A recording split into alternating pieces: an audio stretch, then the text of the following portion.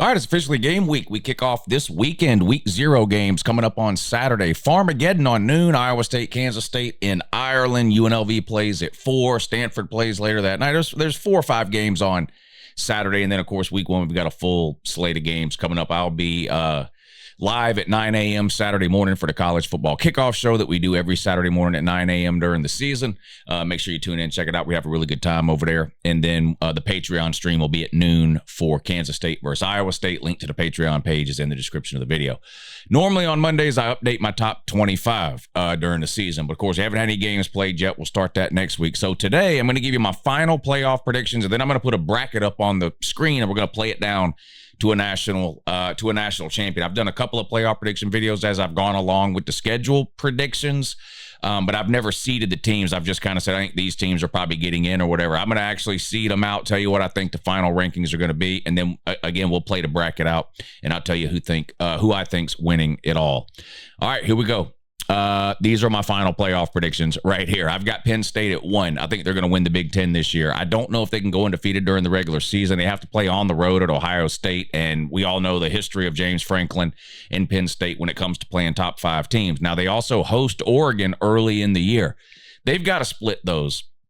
Not just to win the Big Ten or to get to the Big Ten title game, but from a perception point of view, the way people look at and talk about Penn State, they've got to start winning more of these games than they have been. There's no doubt about that. I like James Franklin. I think he's a good coach. I find myself defending him in Penn State a lot. But it is true that he's got an absolutely abysmal record against the top 5 and the top 10. I mean, it's just borderline pitiful. He's got to get over that hump. It seems like if he's not going to do it this year, when will they? They got a ton of people coming back. Drew Aller, 2 NFL running backs, a good offensive line, killed it in the portal at wide receiver, and have one of the best defenses in the country. It seems like this is their year. I've got them winning the Big Ten. I don't think they'll go undefeated. It's just so hard to go undefeated. They'll probably lose a game, either Oregon or Ohio State. They got to split those, though. But I've got Penn State winning the Big Ten, and they're my 1 seed. I've got Clemson at 2. If I had to put a dollar on any one team to go undefeated, I might put that dollar on Clemson. And if that's the case and they're 13-0, they could be seeded number 1. But I've got them at number 2. The perception of the ACC, of course, is that it lags behind the SEC and the Big Ten. Whether that's real or perceived, it doesn't really matter. It's hard for me to imagine, unless Clemson is undefeated, that they would get the 1 seed. And I think it's probably more likely than not that they lose a game, even though I think they could go undefeated. I mean, they play LSU at the beginning of the year, South Carolina at the end of the year. They play on the road at Louisville in the middle of the season on a Friday night, which is dangerous. But I do think they're a really good team. Cade Klubnik, best wide receivers they've had in since the late 2010s when they were winning natties, and one of the best defenses, not just in the ACC, but in the entire country. I've got Clemson with the 2 seed winning the ACC. I've got Georgia at the 3 seed. I'm not betting against Kirby Smart this season after what I saw him do last year. I didn't pick Georgia to win the SEC last year, but they did. And it was just unbelievable to me that they did that. It was not a great team. Probably Kirby Smart and staff's best coaching job since they've been in Athens. They lost a couple of regular season games, but I don't, that's probably going to be the case again, honestly, whether you think Georgia, Bama, Texas, whoever you think might win the SEC. I don't think anybody's going undefeated in there. And it's just hard for me to pick against Kirby. They got tough games. They host Bama. They host Texas. They'd have to split those, most likely, in order to even get to the SEC championship game.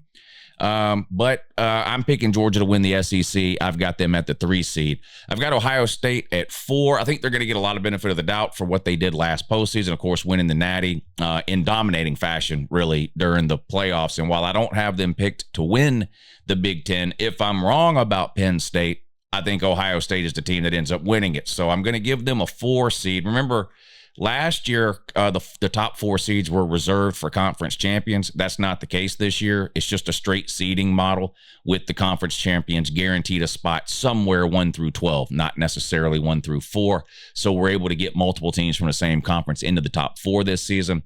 Ohio State's got a loaded roster. I know they lost a lot, including 2 coordinators, and I think they might struggle in the beginning of the year. I could see them losing at home to Texas, for example, early in the year because of all the newness there. And even last year, Ohio State was a much better team at the end of the season than they were at the beginning. But I think by the end of the year, Ohio State's going to be pretty good again. I've got them at the 4 seed. I've got Notre Dame at 5. They've got a pretty difficult first half of the season. They play on the road at Miami. They host Texas A&M. They play Arkansas. They play Boise State. They play Southern Cal, all in the first 6 or 7 games of the season. If they get through that undefeated, they'll probably go undefeated. I don't know that they will, though. They'll probably drop a game. I think they're going to be pretty good. I think they might actually be better than last year. I think Riley Leonard held them back when it came to throwing the ball. I like their wide receivers. Jeremiah Love's one of the best running backs in the country. They're going to have a good defense again. I've got Notre Dame with the 5 seed, meaning they will have a first-round home playoff game again. I've got Alabama at the 6. In my prediction videos, I had Alabama going 11-1 in the regular season. Their only loss coming on the road at South Carolina. I could see a scenario here where Georgia and Alabama rematch in the SEC championship game. I gave Alabama the win during the regular season in my prediction videos. As you can see here, I've got Georgia winning the rematch in Atlanta, although I think there's a almost just as good of a chance that you end up seeing Alabama versus Texas in the SEC championship game as it is Texas or Georgia versus Bama or Georgia versus Texas. I think it's going to be 2 of those 3 teams, Texas, Georgia, and Bama. I've got Bama at 6, losing the SEC championship game. I've got Texas at 7. They remind me of last year's Tennessee, not their team. I mean, where they're going to land in the final rankings. I think they will be just outside the SEC championship game. And so they will get that 3rd SEC spot. I've got them at 7. The Texas A&M game at the end of the year, I think it could be a situation where the winner of the Texas A&M game goes to the playoffs, and the loser doesn't. Texas is the home team in that game, so I gave them a win there. But it's possible Texas A&M slides into that spot instead of Texas. I've got Kansas State at 8. They're my pick to win the Big 12. This is a literal crapshoot here. This is like blindfolding yourself and throwing darts at balloons. You don't know which one you're going to hit. Kansas State, Arizona State, Iowa State, Texas Tech, Baylor, BYU. There are 7 or 8 teams that are getting significant picks in the preseason to be the team that wins the Big 12. This is the one I'm the least confident in. Not because I don't like Kansas State or think they can be a good team, but I think the Big 12 is only going to get 1 team in because there's so much parity in the Big 12. You could legitimately have a 3-loss conference champion. Happened last year in the ACC with Clemson. You're going to have a lot of teams in the Big 12 at the end of the year that are sitting there with 2 and 3 losses, and they're going to go down to all these weird tiebreakers to figure out who gets into the Big 12 championship game, and then whoever wins that's going to the playoffs. I like Avery Johnson. I like Kansas State. They're going to be my pick, but again, I have no confidence in that at all. I really like Arizona State. I've got Arizona State going 11-1 in the regular season. It could clearly be them. They would be my second pick, I think.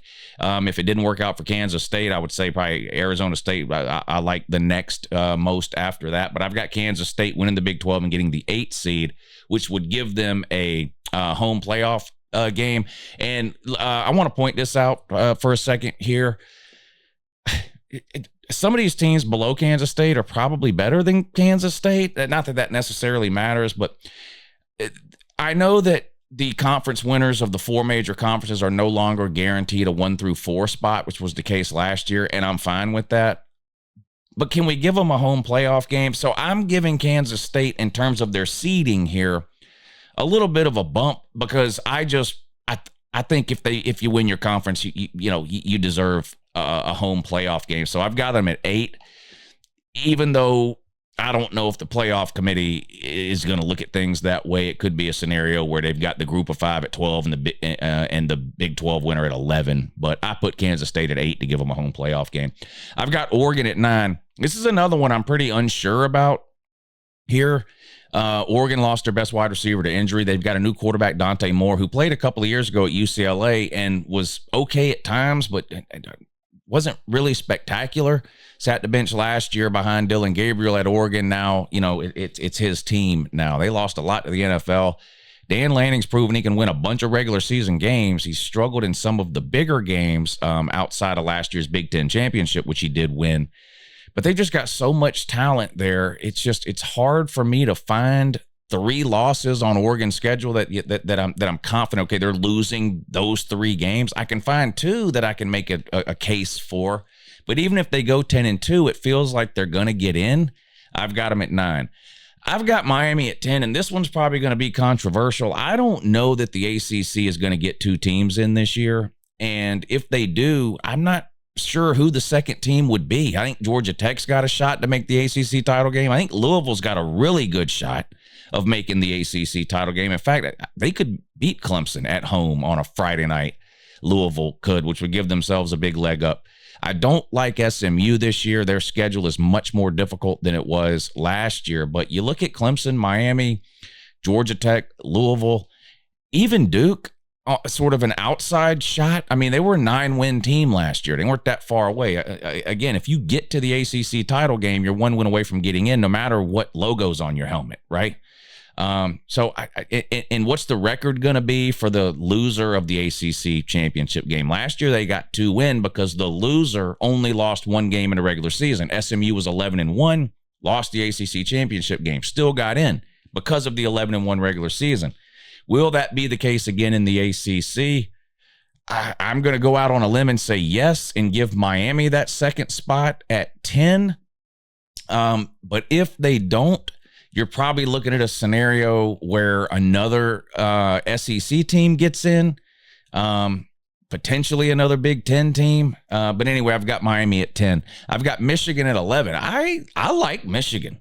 I think they're going to be good. You look at what they were able to do last year with virtually no passing game at all. I mean, it was just abysmal. And while I don't think Bryce Underwood's going to come in and set records as a true freshman or win the Heisman, it's almost impossible for him not to be a massive upgrade at that position over what they had last year because it was just so bad.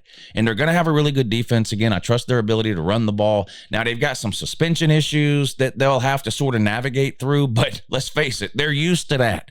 It seems like Michigan head coaches get suspended every year. So I don't know how much impact or effect, if any at all, that will have. But I really like what Michigan has on paper this year heading into the season. I could see them sneaking in with an 11 seed. And then UNLV is going to be my group of 5 pick. That's not really a surprise. I mean, I think obviously Boise State, Tulane. I like James Madison this season. Memphis. I mean, I could list the same 5 or 6 teams that everyone else is listing in terms of group of 5 teams that they think might have a shot at the playoff this year. But I'm going to go with UNLV. They were 1 win away last year. They lost to Boise State in the conference championship game, but they were the second highest group of 5 team behind Boise State. Had they won that game, they would have got in. They, of course, have Michigan's quarterback disaster from last year, Alex Orji, at quarterback now. They also have Dan Mullen. So maybe Dan Mullen can do something at UNLV that he couldn't quite do at Florida and get them into the playoffs. It's a crapshoot again. The group of 5 in the Big 12 are really crapshoots. But I've got UNLV right there at 12. All right, I'm going to put the bracket up on the screen. We'll see how these games would match up if this was the seeding, and we'll go through and pick some winners. All right, here we go. So here's what the bracket would look like. Now, by this point in the video, I'm sure about 90% of the people that are watching are mad and telling me how wrong I am and this team's not getting in and that team is and all that. And look, you're probably right. It's extremely difficult to pick the 12 playoff teams exactly. It's even more difficult to try to seed them 1 through 12 properly. But so I'll concede the point that I'm most likely wrong. But let's just think about some of these games that we are potentially going to get in almost any 12-team bracket you make, really, especially now that it's seeded the right way without giving teams like Boise State a bye, okay? The second round games in particular are going to be absolutely unbelievable. Now, but let's start with the first round games. Now, these are the games that would be played on the higher seeded team's home field, okay? So in the first round, we're going to have the 12 versus the 5. That's UNLV versus Notre Dame at Notre Dame. This is how it should be. I know I'm on the UNLV train. I've been hyping them up with the whole UNLV deal. Notre Dame will destroy UNLV in this scenario here, won't they? Yeah, they most likely will. You would have a 9 versus 8 matchup. Oregon on the road at Kansas State. Now, this gives Kansas State a fighting chance, I think. It would be interesting. Oregon, definitely a more talented team, top to bottom, than Kansas State is, but it would be an interesting matchup, I think. Michigan and Alabama, we would see this game again. Would this be the 3rd year in a row? I think we would have seen this game in the postseason. I think it is. Yeah, I think it would be the 3rd year in a row we've seen this game in the postseason. This one would be played in Alabama. It would be a massive game, huge. Two of the biggest brands in all of college football. This would probably be the most interesting and best first round matchup. Michigan on the road at Bama, sort of part 3 of the trilogy there. And then Miami, of course, would be playing on the road at Texas. I have Miami at the 10. Texas is the 7. 7 would be Texas will be hosting a playoff game again. They hosted Clemson last year, I believe. Texas again and Miami, both two extremely talented teams. This would be Miami's first trip to the playoffs. Who do you think would win that one? I'm going to go through and tell you who I think. Let's progress to the next round. These second round games, this would be the best weekend of football we've probably ever seen. Notre Dame versus Ohio State. I mean, do I even need to say anything? Notre Dame versus Ohio State in an elimination playoff game.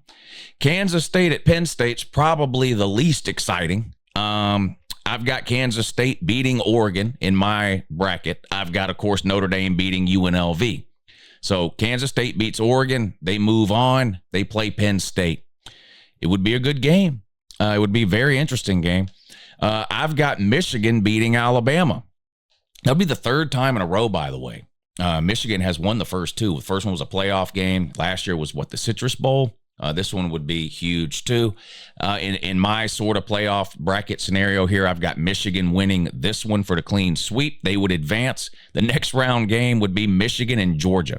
We saw this game in the playoffs back in 2021, I believe, in the Orange Bowl, if I remember right. So we've seen this game here recently. Massive game. And I've got Texas beating Miami, which would give us a rematch of one of the best playoff games we had last year. There was a lot of complaints about the playoff games last year and some blowouts, but the Texas-Clemson game was a great game. Texas ended up winning by a couple of scores, but Clemson was within one score and had the ball on Texas' side of the field in the fourth quarter of that game. They turned it over or something. But anyway, it was a great game, I thought. Texas came out on top. Who do you think would win this one? Texas and Clemson, round 2. Michigan versus Georgia, round 2. Kansas State versus Penn State. And Notre Dame versus Ohio State. An unbelievable second round of football. If we get anything resembling that, it would be like Christmas for college football fans. Let's move on to the next round and tell you who I've got advancing past that. I've got Ohio State beating Notre Dame and advancing to the Final Four for what would be a rematch against Penn State, potentially a third game, depending on how the season shakes out. They play in the regular season at Ohio State. They could potentially play in the Big Ten title game. If it played out that way, this would be the third game. And I've got Ohio State winning in the regular season at home. I've got Penn State winning the Big Ten, though, so this could be like the rubber match. Maybe Ohio State wins in the regular season at home. Penn State wins on a neutral site in the Big Ten championship game. Now we get it for a third time here. It would be a great game.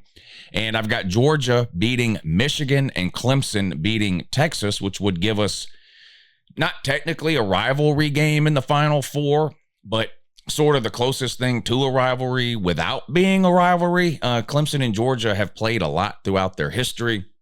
They're, of course, separated by like 100 miles or something like that. The campuses are very close together. These two schools very familiar with each other. They recruit the same players in the same areas from the same high schools. This would be a great Final Four game, Clemson and Georgia. Now, I know I'm completely wrong, and like I said, I'm willing to concede that. But if this was our Final Four, who would advance to the national championship game? Ohio State or Penn State, Georgia or Clemson? Well, if history would be any indication here, Ohio State would beat Penn State. They normally do. And Georgia would beat Clemson. They normally do. Is that what would happen in the Uncle Lou prediction? No. No. I've got Georgia beating Clemson, but I've got Penn State beating Ohio State in my Final Four, which would give us a national championship game of Georgia versus Penn State, which I don't think has played since the 80s. I'd have to go back and look that up. Anyway, that's how it shakes out for me. Again, feel free to try to sit down and do this on your own. It's a literal crapshoot. Do I think this is going to be anywhere close to right? Probably not. I'll probably get half the teams or so in, don't you think? The other half, I don't know. It's hard to predict like an Indiana from last year that comes out of nowhere, or even an SMU. It's hard to predict who wins the Big 12. I mean, a lot of this is it's educated guesses, I guess, but they're still guesses. But I would have a Georgia versus Penn State national championship game. And I don't even have to show you who I would pick, do I? Penn State. I've got Penn State winning the national title in 2025. Now, forget this entire bracket and the seeding and everything else. I'm willing to admit, way out on a limb there. It's a crapshoot. This is hard to do. I do think Penn State's the best team in football in 2025. I've been going to bat for James Franklin and Penn State for a long time. And even if Penn State doesn't win a national title this year, I'm still going to think James Franklin's a good coach. But it does feel like, come on, man. Are you going to win it this year or what? More important even than winning a national title, which is weird to say because that's everyone's goal, they've got to win one of those 2 regular season games, though. They cannot lose at home to Oregon early in the year and then on the road at Ohio State. Those are the only 2 teams they play that are ranked all year. They basically, there's only 2 top 10 teams. They cannot lose both of those. They've got to win one. I'll even make y'all a deal. If they lose both of those games, I'll stop talking about how good of a coach I think James Franklin is. I'll just let it go. This has got to be the year. A quarterback that's been there forever, prototypical NFL pocket passer.